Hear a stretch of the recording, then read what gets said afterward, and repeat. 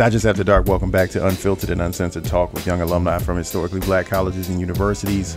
Back from our summer hiatus of sorts in time for the fall 2019 semester. Glad to be back with the family. Blind brother KD, Laurel by way of A&T, Or's the Morganite, Taylor the Hamptonian, and then Tiff, who for the first time in several months is not about to be kicked off the show. I think everybody who's on tonight was at the HBCU Awards, so I think it's proper to kick off our welcome back edition, even though we're a few weeks out, talking about impressions and surprises or big takeaways from the award ceremony, which was in Baltimore on August 2nd. So, and I think Winston Getting in the school just joined us as well. So full house tonight. Tiff, you were there in a work capacity. What were your impressions about the awards? Wow, I was there actually in a work capacity. It was, when comparing last year to this year, like I told you privately, I like the optics of it better. I mean, there were a lot of people that attended last year, but we were in a bigger space. Mm-hmm. And so, like, if you were looking at pictures, you might think, oh, people don't really attend this. But no, that's not it at all. But this year, the space was still big, but I know for a fact we sold out. And two, it just looked fuller. So that is, I would say, a double win. It worked out well that the space was, I guess, cozier. And this year, unlike last year, we didn't have inclement weather that was canceling flights, and there was whole people that were calling me the day of the awards. Oh, I can't make it. I'm stuck at the airport. So thank God we didn't have that. Laurel, you drove up from DC. She took that train. Correction, I took the MARC train. You took the MARC train, so you didn't drive up. You are a regular hater of mine. So I'm definitely interested in your feedback on the awards, because I know that's going to be the most honest feedback. I mean, I'd say I did like the space, having it in the Reginald F. Lewis Museum. And whoever cooked the green beans, shout out to them. That food, that food was good. Co-sign that. So I also want to thank you for making it intentional. Disregard that bell. Making it intentional to support Black business. Yeah. I didn't like it starting at 7. We were on time. I feel like that was an objective, to be on time. Okay, but we dealing with Black people. TV time is a cultural institution. People were literally standing around talking, and all of a sudden you hear on the microphone, everybody sit down, we're about to be started. I was also coming from work. True. So, Same. So you would have preferred a flexible start time. Like 8 o'clock. I would have took 8. 8-ish. Even though we had to be out of there by 11, because that's just, again, they threw us. Well, then for next year in planning, you pick a venue that gives you more time. Then you might not be in a Black museum. It doesn't have to be in a Black museum. You just said you liked it that way. I said I like that, but it doesn't have to be the same venue. So, Katie, what did you think about it? You're the closest to the planning process. The backstage stuff. So, what did you see from the behind the scenes thing up to showtime? All right, first thing, before I even give my opinion on that, let me just give a big shout out to your wife, who really just did a wonderful job helping pull it together. Yep. And orchestrating the team. She was amazing in the background. The program. I'm just saying.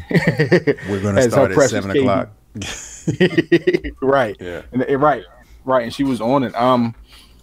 It came together a little better than I thought it would, because we were very nervous about, getting all the awards out in the start time, getting everybody seated. The one thing I think, to their point about starting at 7, is that folk really came at 7 o'clock. Like, they came at 7. Mm-hmm.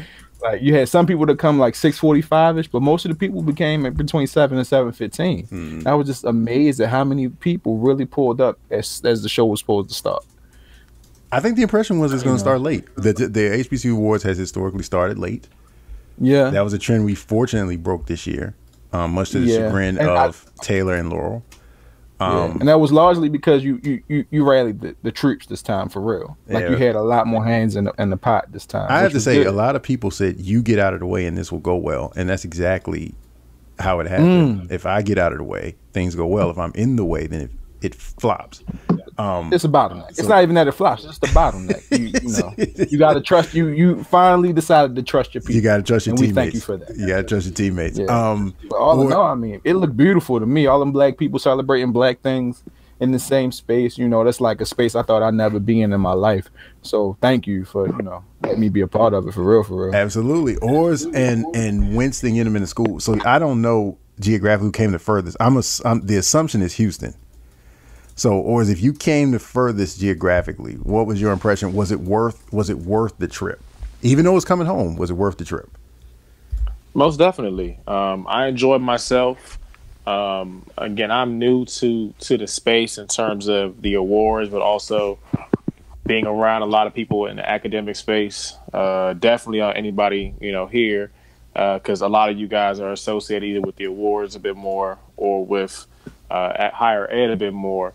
So it was interesting to see. I attend a lot of galas, a lot of awards, more on the corporate side, which again have very different atmospheres. So it was definitely an enjoyable experience. I think that, you know, the only thing for me is just it was very, how can I put this? I didn't realize how deep some of the universities were coming. Yeah.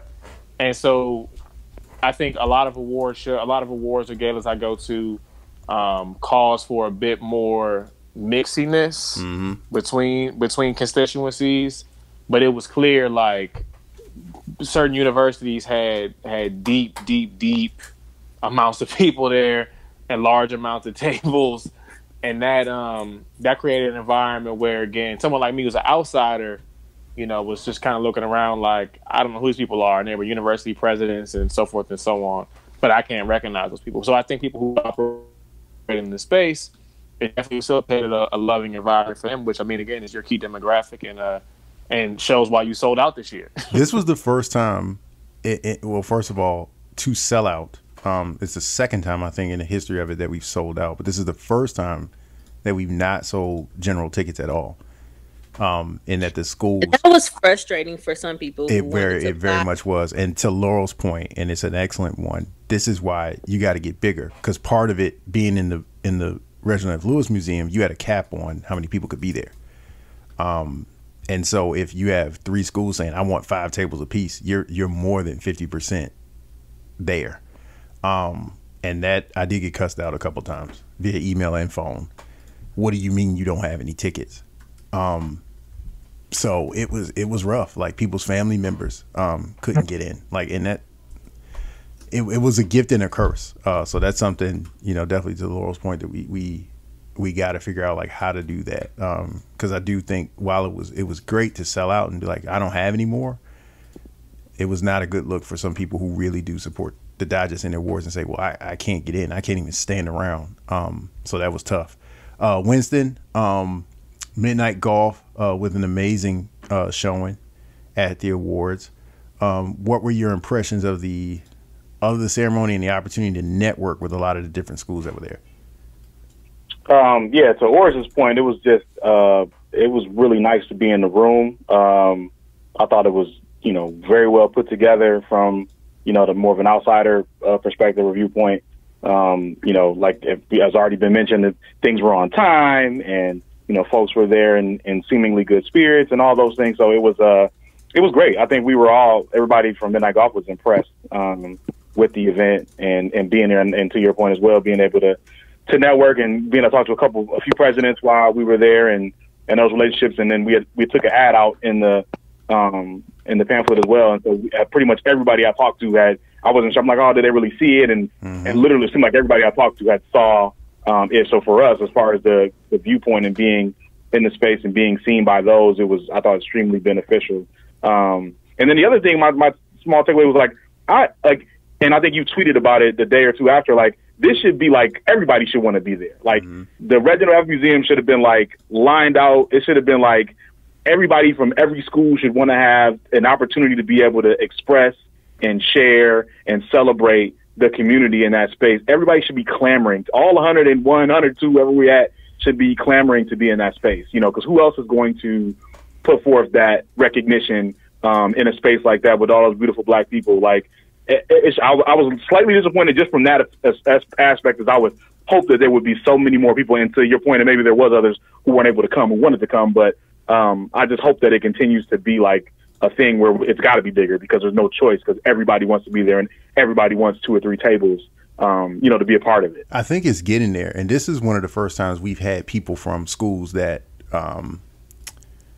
were not nominated. They just kind of showed up to be a part of it because they wanted to see what, you know, what other schools are reacting to. And I got a couple calls in the last week or so where they said, oh, we'll definitely participate next year because now we know what we missed by not participating.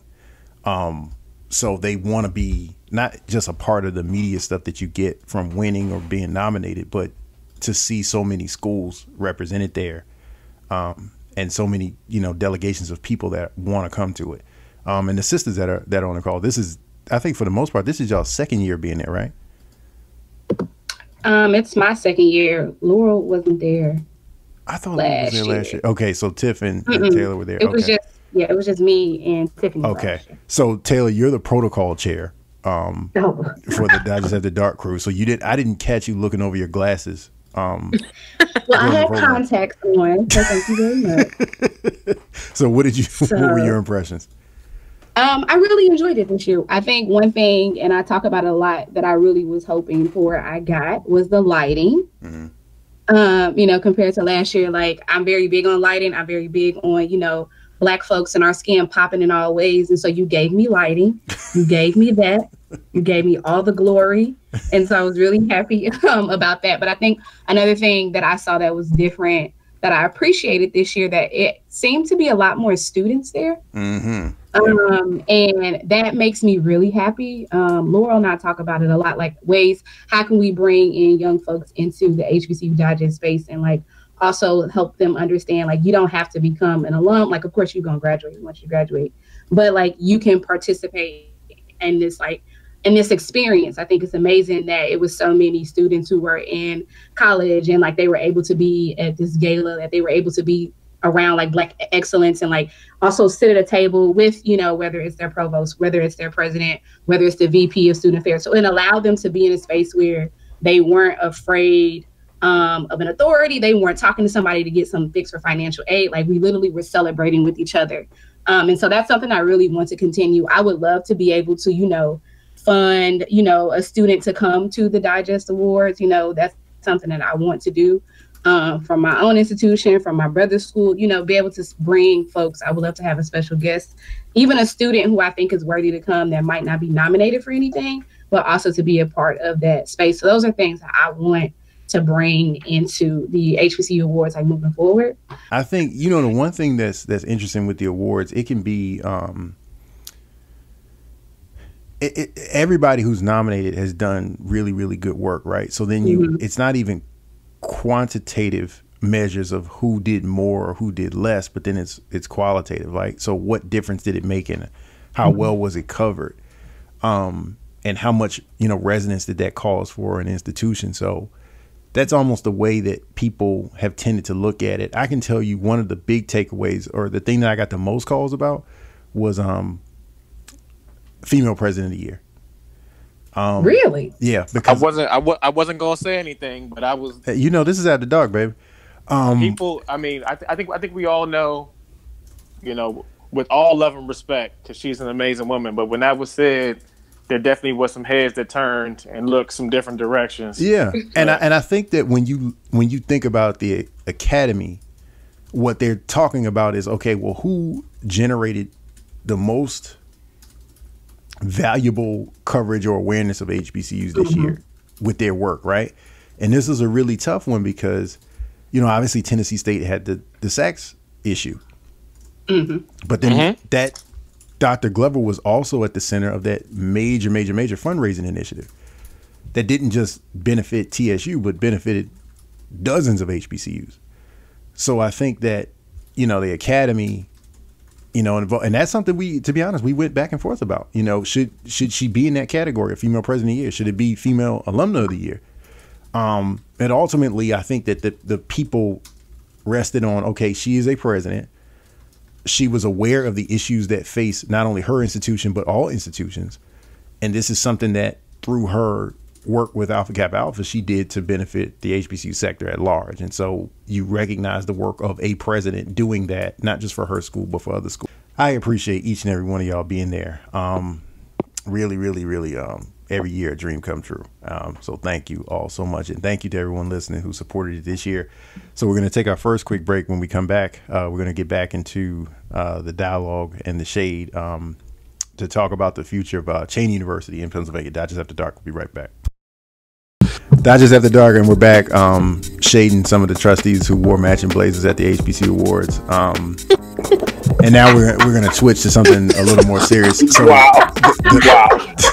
the future of Cheney University. So the headline from this week is Cheney balances its budget, which was a critical standard that they had to meet in the goal of keeping their accreditation with middle states. They also had a fundraiser that raised about $4.4 million. About 2.5 of that came from a state grant, which if you take that away gives, the school's efforts about $1.9 million. Big headlines because people saying, okay, well, Cheney, maybe in good condition.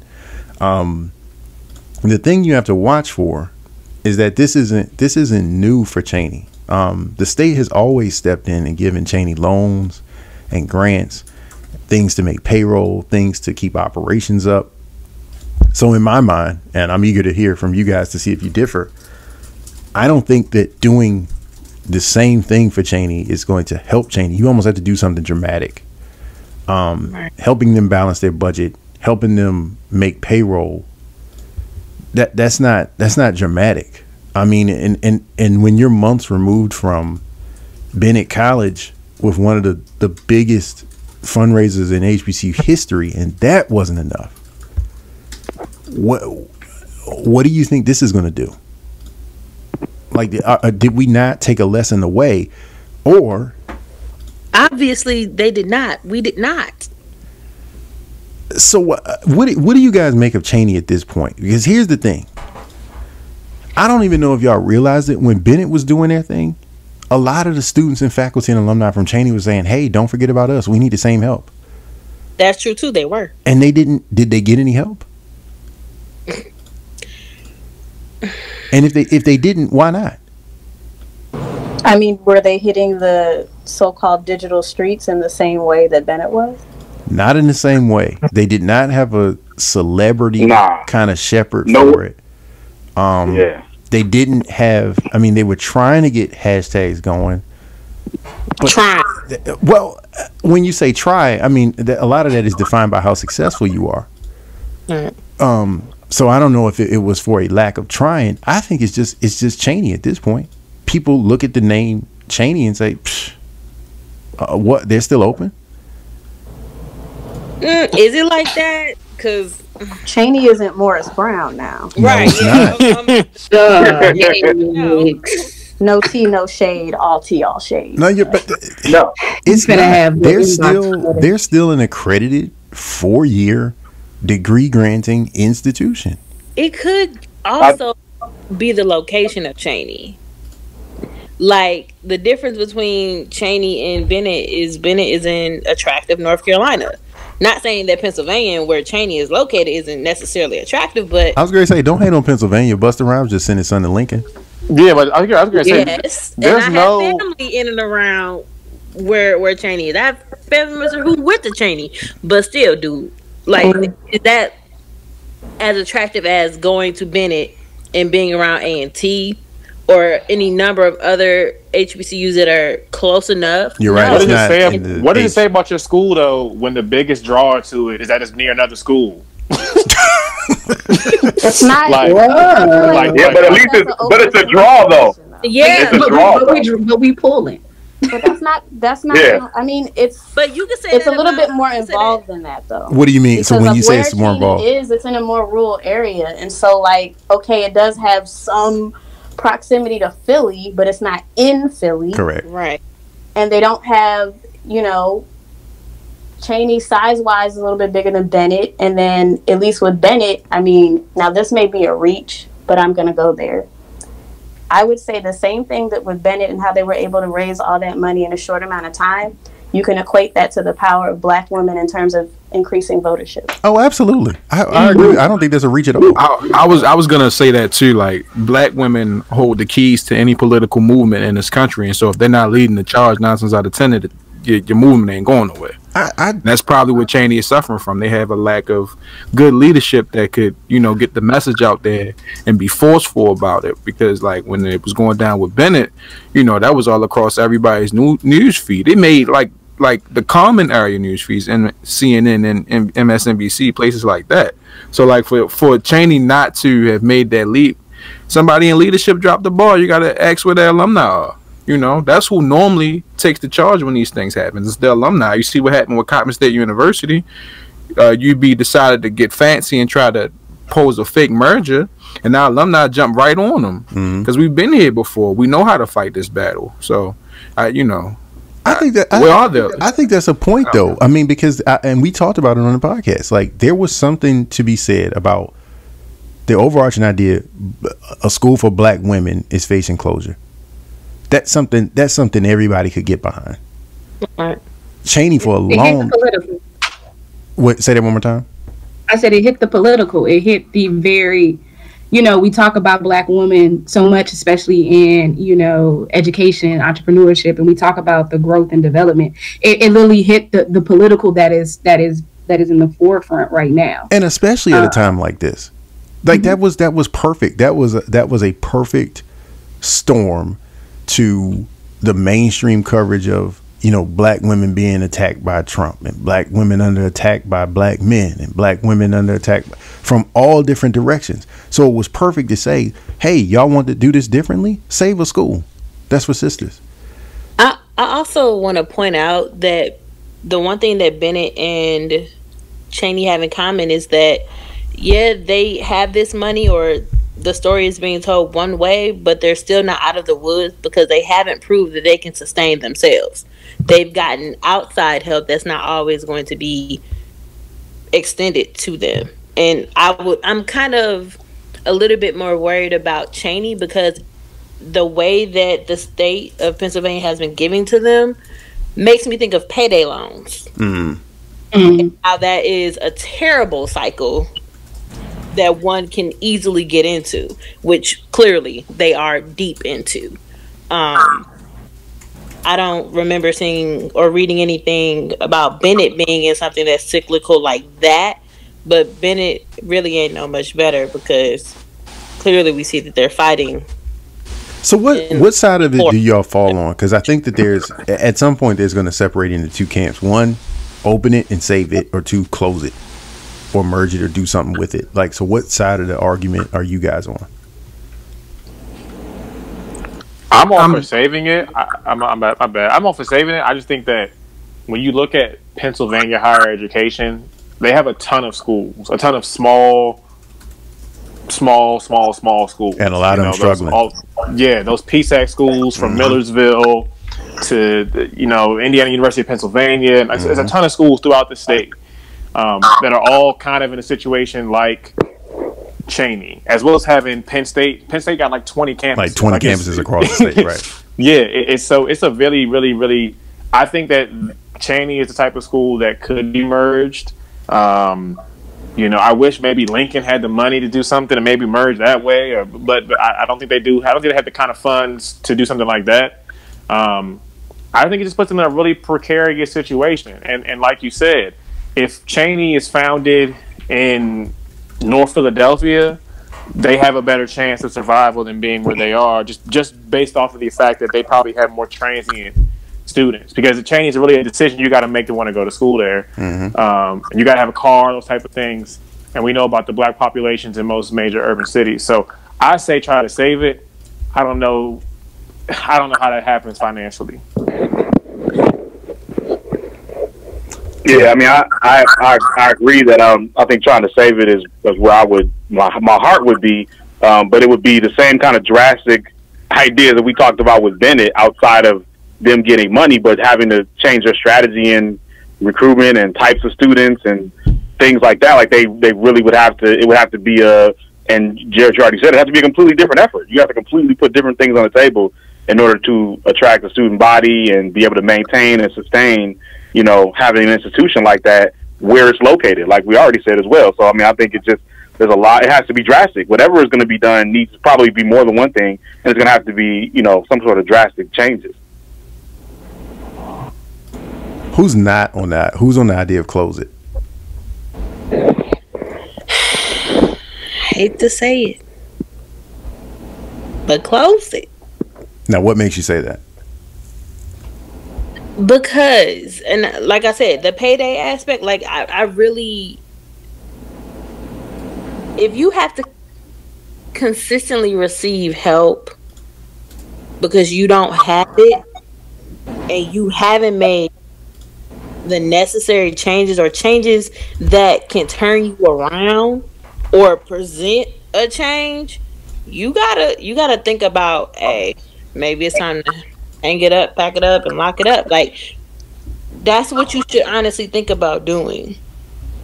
Like, how much money are they costing Pennsylvania, or how much more money will they cost Pennsylvania to stay open and not produce and not feed into the productivity of the state and the local community? Like, how much is it going to take before they like, oh, nah.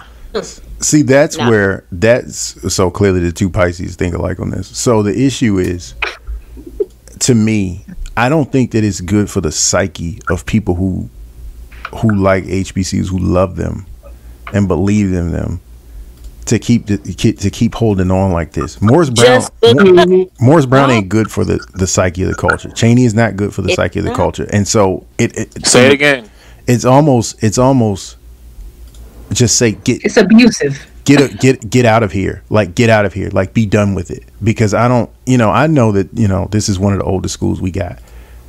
But if you can't rely on the state to fund it properly beyond these little stopgap grants and loans, and their alum aren't funding it properly, it would be different. So, like Morris Brown, for instance, they're still open because they got support. Right now, the alum, the Cheney alum, they did a little something, but it's literally a little something, and it ain't over the course of 17 years like Morris Brown has had. So, like, you really got to think, it's time for us to stop. I move that we close it up. Like, that's what should happen. And I'm gonna tell you another sadistic point about this. I almost feel like Cheyney is an example of, at least for the culture at large, of addition by subtraction. Meaning that if we as a collective community let Cheyney go, then maybe people will take more seriously how bad this thing is for HBCUs. It's almost like you have to lose one of the first black colleges in the country, or you may have to lose a Fisk University until you realize, like, stop playing. That's still a sick cycle, because it's still sending the message that some extreme stuff has to happen for someone to care. We'll keep you guys posted. Take our second quick break. When we come back, we're going to talk about or is the Morganite's favorite subject when he wants to be a pseudo rattler, Florida A&M University. Digest After Dark. We'll be right back. Digest After Dark. Put my phone on mute. Digest After Dark. Just wrapped up conversation and a recap of the HBCU Awards and the future of Cheney University. Now I want to get into a conversation about Florida A&M.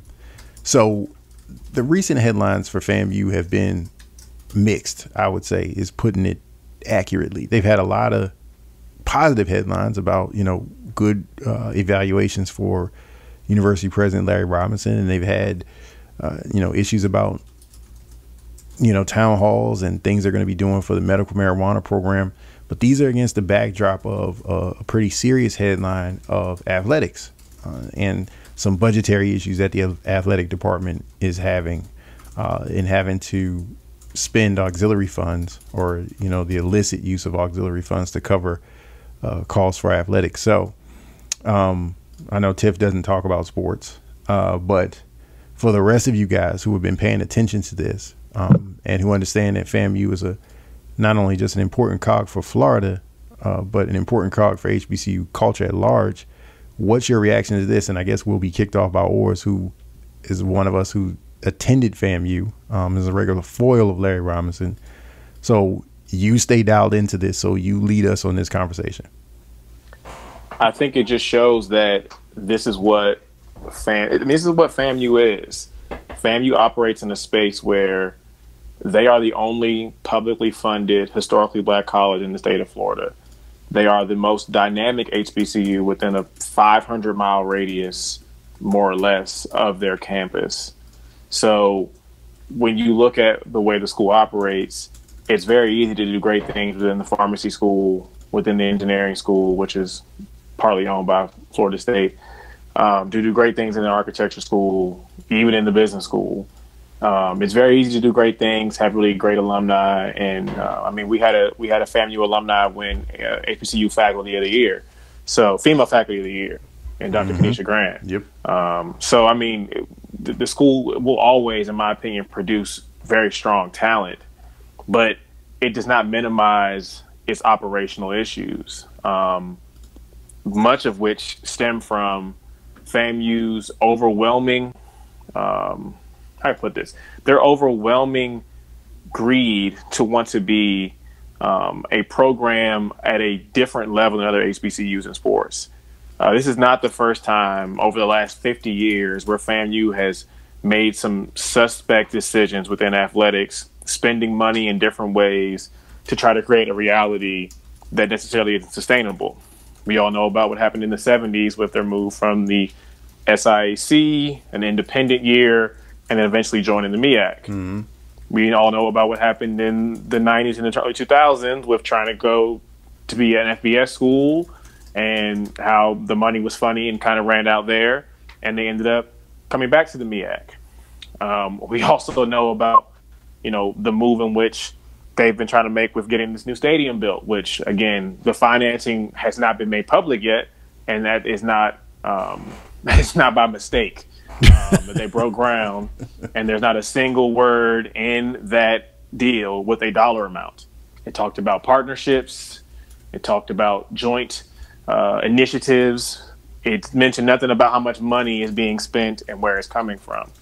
So, from my opinion, as someone who is a FAMU stakeholder, I believe that what's happening right now with athletics, with the departure of coaches, with the way money is being spent, the departure of high-ranking members of administration who work directly with finance, things will continue to happen like this because we all know about the auxiliary funds spent from parking. We all know about whatever happened with the liquor deal they got a couple years ago that hasn't produced much of any money for the ability for FAMU to sell beer at Bragg Stadium. I mean, there's so many different things that have happened that have not been beneficial to the university from my vantage point financially that continue to pull money from other areas. This latest thing is another big drop.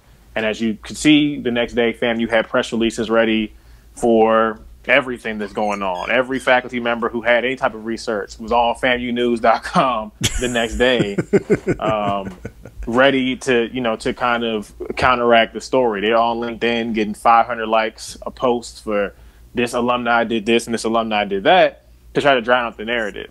And to me, that comes off like a school that isn't willing to accept kind of what's happened and address it and move forward. Unlike what Dr. Glenda Glover did at Tennessee State, where she's addressed those things publicly and she said it's the way we're moving forward. Larry Robinson continues to minimize and act like these things aren't happening, that they're very, very small, little dots and little blips, when in actuality they're very large problems. And I think that speaks to a larger culture issue with many Rattlers that's very image conscious based on how good the school looks and not really addressing the very deep-seated corruptive processes in place at the university that had things like, that's why people graduate with tuition revenue still sitting on the books. Let me hit on something you said, and let me direct this to Tiff, Taylor, and Laurel, because me and Katie didn't go to schools that are like this. where the brand of the school is what, like Jay-Z said, I will not lose. You know, like that. I don't know what it's like to for a school to have a brand like A&T or Howard or Hampton, where it's like, I don't care what you say and I don't care what trouble we're in, we're still the greatest of all time. And I think that is at the center of the problem, because alumni ignore certain issues. Mm-hmm. Legislators and enemies of these schools play on the fact that people don't want to hear negativity and they don't really care about accountability, at least as far as it's saying, let's go do something about it. What is that kind of culture like, where it's like there's nothing bigger and nothing grander than my school? Because I think that towards this point, that's why we're here with them. Southern the same way. You know, that no matter what happens, no matter what kind of corruption there is, and I'm not saying A&T or Howard or Hampton are like that. I'm saying that is a brand thing that permeates so much that it's hard for accountability to be yielded from that. I mean, honestly, it's just basic arrogance, but it's like when, and no irony in this, that our common motto, even though it's new motto, Aggies do, I don't know what that is, but Aggie always Aggie pride. That's for the new kids. But the pride, when does the pride become arrogance? Mm-hmm. And I've always said the same thing about Howard, where yes, they do have a very strong brand, to the point where a lot of the international students they get is strictly from word of mouth, without like a dedicated recruitment strategy plan team going abroad. At the same time, you can't always rely on just, oh, what's the brand? You know us. And it's like, well, not everybody does. And it's like, okay, I see your brand, but where are your numbers? Your stats don't match all this arrogance you have. And it's kind of like anyone that actually does care and is paying attention, they're not going to fall for that. But at the same time, I mean, I think that the onus is on the alumni that are also involved, not just showing up for homecoming, but right, that are actually involved in the alumni association, the student alumni association while they're still in school, and all of that with the planning, everything like that. They see it for what it is, because yes, I'm alumni, but I'm also involved in some capacity. So, I mean, I think that with more alumni involvement, I feel like I'm saying this every time, but with more of that, you can kind of get past like, okay, yeah, we're proud, but we need to come to Jesus moment, and we're not doing well. But is that possible? I don't mean to cut you off, but FAMU's issue ain't alumni involvement. FAMU's issue is alumni involvement in the actual running of the school. They will give money. I mean, alumni giving is up despite these issues. They just don't care. Like they really believe that the school will never close, the state will never step in. And that's it, to me it's more about delusion than anything else. But again, I say that and I'm a hater. But that's the point I was going to make. Don't alumni serve as the firewall? Because you may have alumni who say, "Hey, we need some accountability here. Like this the school can't run like this." But then if it was one person saying, "Hey, can't we do this better?" and you have 10 or 20 alumni on Facebook who say, you know, for back of a letter word, sit your ass down, stop hating. I mean, I've read many articles on this with the Digest. How many comments have I gotten that agree with me from FAMU alumni, Jared? I haven't seen any. I haven't seen not one FAMU alumni in any group chat, in Facebook posts, anything on Twitter to say, "Oh no, I think that this is something we should look into." So in all seriousness, like I'm very like one thing, and everybody knows I talk about it all the time. Like Hampton, we suffer from a godlike complex, and I think that is very dangerous overall. I'm always fearful when leadership makes it seem like nothing can happen and nothing can touch us. Even when we're great, you can be up and be down at any moment. And so like coming from Hampton, you know, being in it, it's beautiful. Like knowing that, you know, like, oh, we're Hampton, like, you know, we're great. We this, we that, the baddest of the land. Look at my card, not at my card, because it is not one of those. But at the same time, like when you're in it, when you're a student, when you're attending, it's very, you know, it's that arrogance feels great. When you leave and when you become an alum and you start seeing things from, you know, I guess the lack of rose-colored glasses and stuff like that. It's very frustrating when you try to communicate those things when folks that you went to school with and alums that are from your institutions suffer from what I call a very godlike complex, a very much of like, nothing can touch us. Even if y'all do have issues, we'll come out of it. And we'll come out of it if you don't talk about it publicly. When I say that Howard is not going to fail, I'm not talking about on the level of what you're describing, Tay.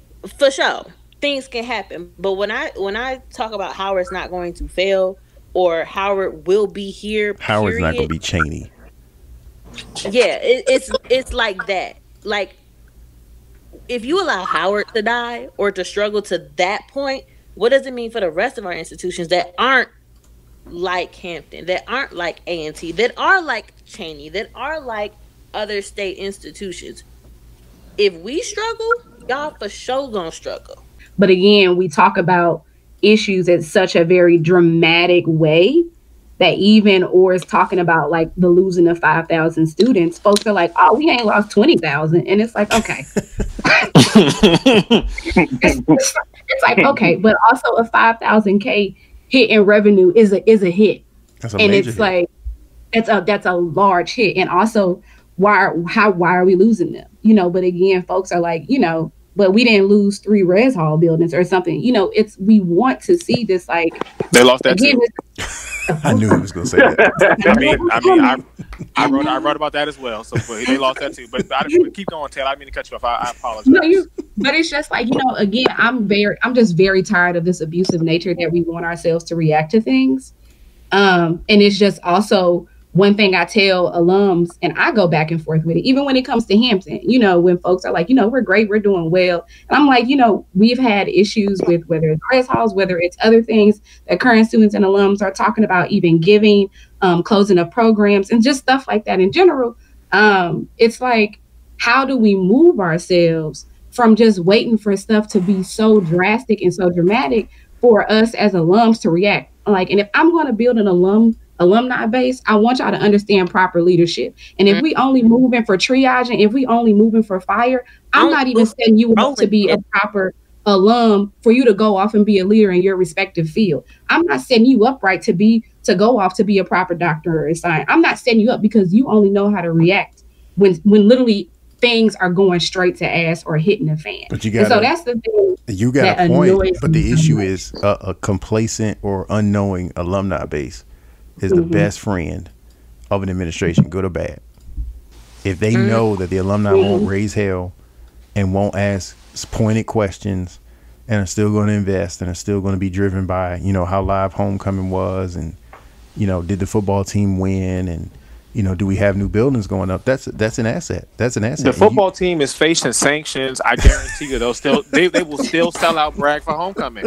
They can't even play the Celebration Bowl this year. They will still sell out brag this homecoming. I'm serious. They cannot play in postseason play for 2019. We gotta have an extended conversation about that because we have to talk about the alumni echo chamber because that is a big part of. And next time we do, we'll have Kanisha on. Maybe because I like her and I don't want to drag her through no mess. She doesn't deserve that. Let her at all. She's a gem. Rattler. She's a gem. She's the gem on the academic side. She's the female faculty member. She's also a very involved student leader at Florida Agriculture and Mechanical University. She made sure to mention that. She made sure to mention that after. Right, y'all ain't gonna drag her. And I had her as a professor. I know her work. Anyway, here comes the Howard bias. So we're gonna take our final break, and when we come back, we're gonna shift to some positive news. Steph Curry bankrolling the reinstatement, and we got to be clear about that, the reinstatement of Howard's men's and women's golf programs. Digest After Dark. We'll be right back. Digest After Dark, and we're back. Just wrapped up a conversation about the alumni echo chamber. How does that influence leadership, administration of our beloved HBCUs? But now we're going to shift to a really cool conversation about Steph Curry. I think it's been reported a 7-figure gift over 6 years to go and reinstate golf programs at Howard University. Now, we have to say reinstate because obviously people don't respect embargoes, press release embargoes. So we heard about this, at least us in the media heard about this last week, right? And this was embargoed until Monday, meaning we couldn't say anything about it, couldn't do anything about it until Monday when Howard announced it. This breaks, what, Saturday? It goes out all over the place. And the reporting is Steph Curry is going to give Howard its first golf programs. And then shout out to Moreland Spingarn Library, who jumped on Twitter and said, "You're dead wrong. Here are the receipts. We've had golf since the 60s, or dating back to the 60s." So shout out to the Spice on Moreland Spingarn Twitter timeline for giving Bleacher Report and others the ether. But there are two people that need to weigh in on this very specifically. One, we're going to start with Winston getting into school just because he works for an organization called Midnight Golf. Come on. So what are your impressions of Steph, this NBA icon, choosing a major philanthropic effort centered at Howard? So first I got to give a shout out to Tiff for recognizing that the young brother that he played golf with to get it going is from what city?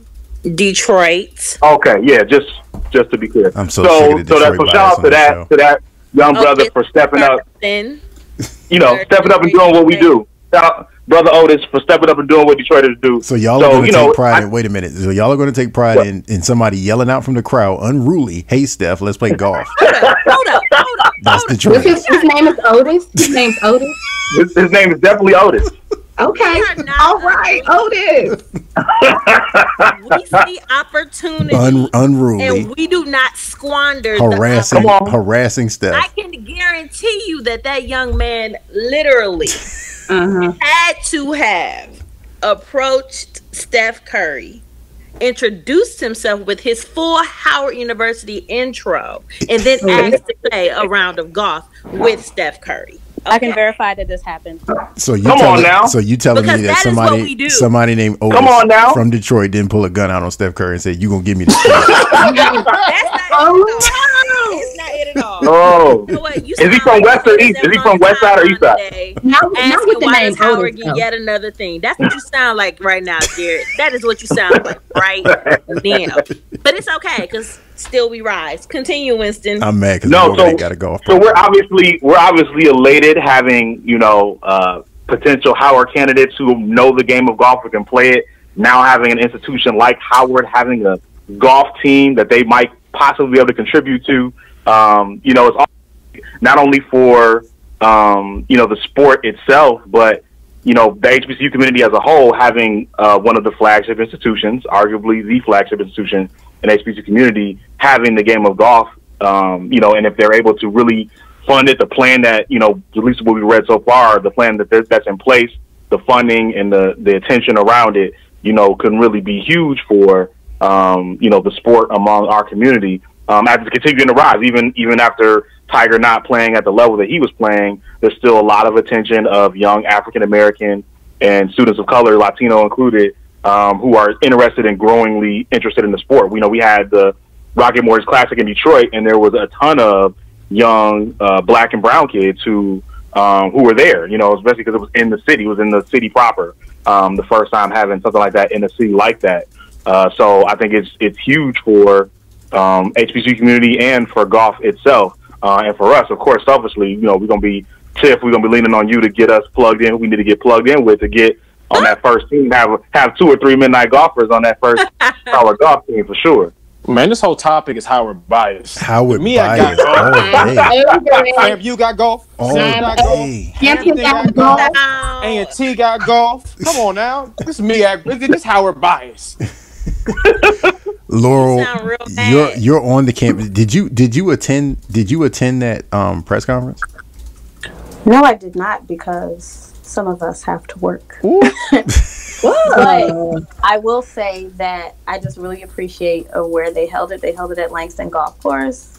My father and my grandfather both used to play there, so I feel like, and that a student basically initiated this whole thing, and that I hope through this revitalization of the golf program that they also puts more focus and emphasis on other sports at Howard that are not basketball and football, soccer, and that's actually doing well. And it's just like, I think in a larger sphere in higher ed in general, I feel like with sports, there is an overemphasis and money and effort put into football and basketball programs. Not that there's anything wrong with those sports, but it's kind of like you leave, you know, your other jewels that are on campus, other student athletes. And so I just think in general, like, this is a good precedent. I don't think, again, that people should get overly caught up that, oh, Howard got another celebrity shout out. They always get everything.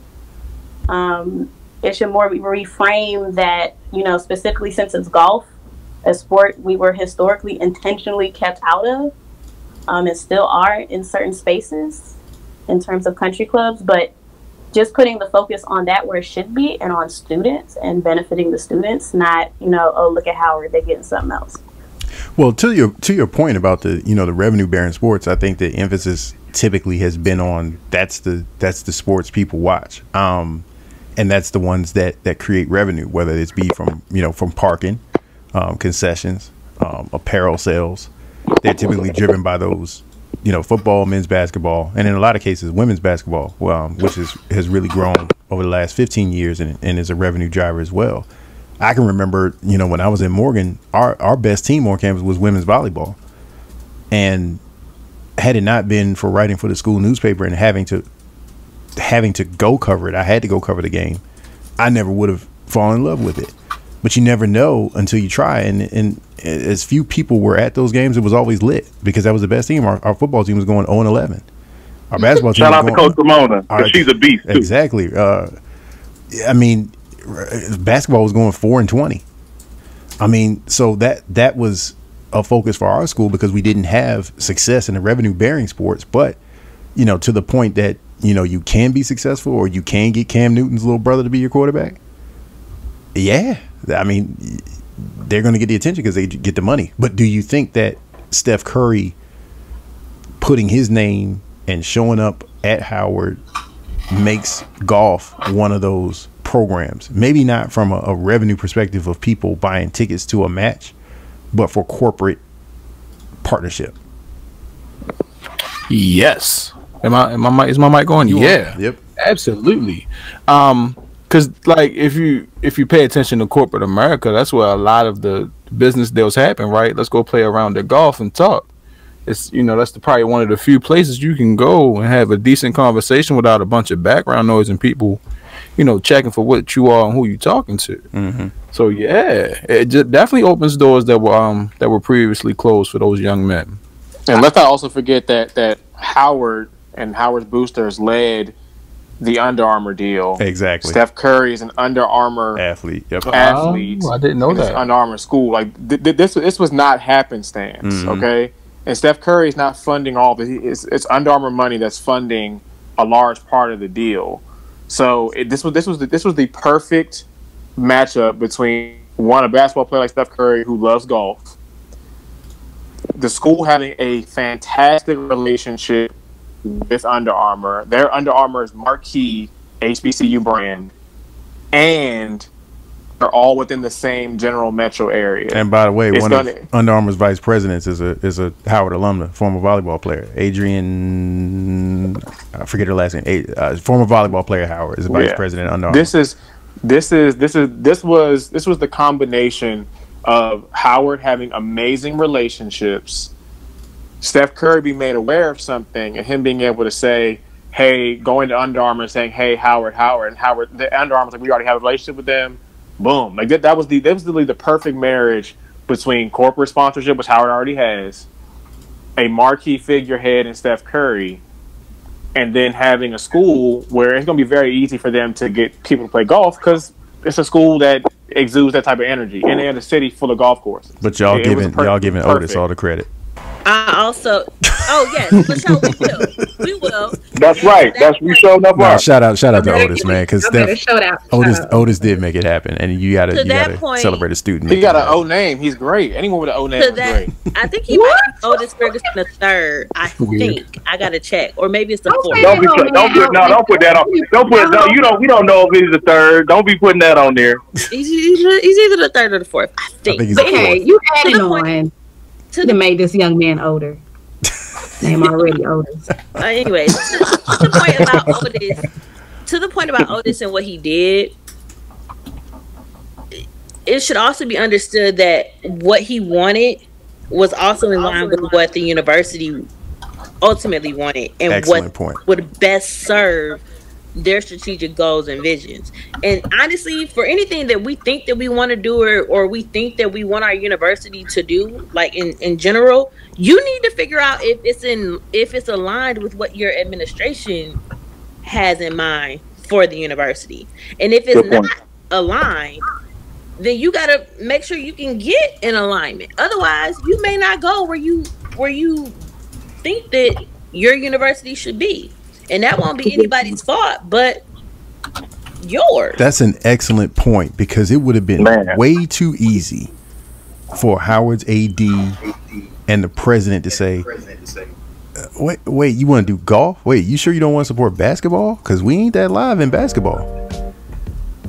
That would have been way too easy. Nah, Steph, help us out with basketball. No, they met him with what he wanted to do. And that is perfect cultivation. Like, you're approaching us with something you want to do. Can we make that happen? And how quickly can we make that happen? Because the next step may be Steph comes back and does a basketball clinic at Howard every summer. You know, so you've opened the door for him to have a relationship with Howard, with Washington, D.C.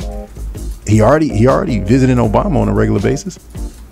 I mean, so you're kind of setting him up to adopt Howard as one of his regular stops, his regular charitable targets, right? So you have to give a lot of the credit to the administration for being open to what he wanted to do, because the slightest mishap with that, or the slightest press on, no, help us with basketball, could have been like, never mind, I'll go to Davidson. After all, I did graduate from there. Otis obviously is responsible for this. Early candidate, early front runner for HBCU Student of the Year. I think that boss up on everything. Boss up on everything, Otis. Yeah. Can I announce his name? Because I just feel that because I could say everybody is actually coming to see Otis, and not that ain't nobody coming to see him. I just want it like everybody is coming to see Otis. So what's his full name? Otis. And on that note, we're gonna go ahead and wrap up our first episode back in the fall. Thank you everybody for jumping back on tonight and sharing valuable insight. Really good show after summer break. So I'm glad y'all brought the heat. Tiff, are we gonna do this next week? Oh, I thought we were twice a week. We not twice a week?